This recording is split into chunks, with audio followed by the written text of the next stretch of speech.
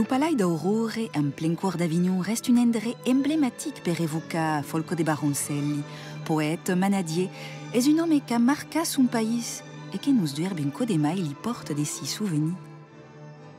J'ai l'impression que tous ces éléments sont là pour me rappeler mon passé et m'inviter en un voyage dans le temps pour retrouver cette demeure, celle de mes ancêtres. Entre visite théâtralisée avec le comédien Christophe Gorlier qui camine d'Incipiade et une exposition détaillée, la vie de Baroncelli continue de pivela le monde. La belle Jeanne de Flandrésie.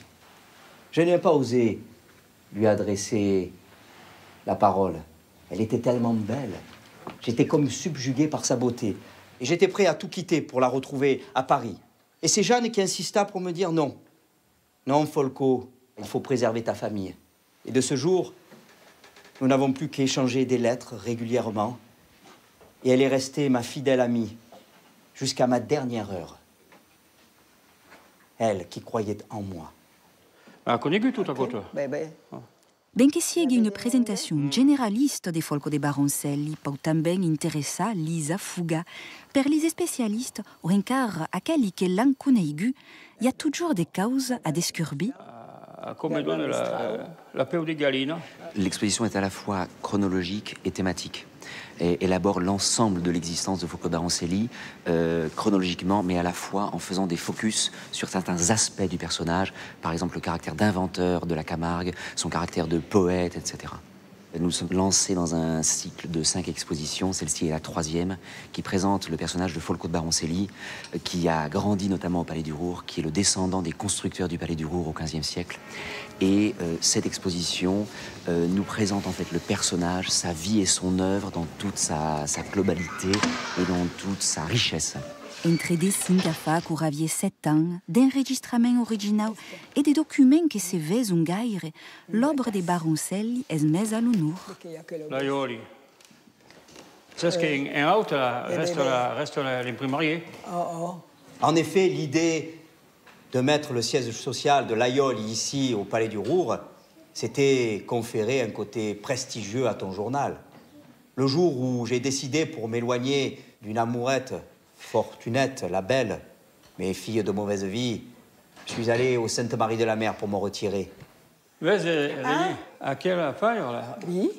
Credo che era fa par Folco, din l'uten de la guerre des 14, et à quoi est cucaren d'inédit. Signa Folco F. Baroncelli. Oui. Comme tous les nobles du Avignonnais, on les appelait par leur nom, Baroncelli, Blanchetti, il s'appelle de Brion, on les appelait tous comme ça. Vous connaissiez à qui? L'aristocrate, vous connaissiez à Baroncelli, et puis il retrouva l'homme de la terre. Toro Camargue est plus petit que... J'avais jamais entendu à quel ouest. Par là, un type qui a fait sa dispartie de Yamaidanada, à quoi est impressionné. Per Baroncelli, l'homme de Camargue, le rencontre avec Buffalo Bill et le monde du cinéma faisait também pantalla. Le constat qui m'agrade le mieux, c'est la Camargue, l'histoire de la Camargue. Et mai encore, l'histoire, il y avait les Indiens, qui ont des fabulous. Droit dans les yeux, il me dit, toi, le visage pâle doit changer de nom. Celui qui respecte la terre, qui a bu le sang de ses ancêtres depuis plus de 700 ans, celui-là doit s'appeler Zinktala Wast, oiseau fidèle. À qui est la dédicace des Buffalo Bill? Ah, mon Dieu. Aquí, de 1900 à Marseille.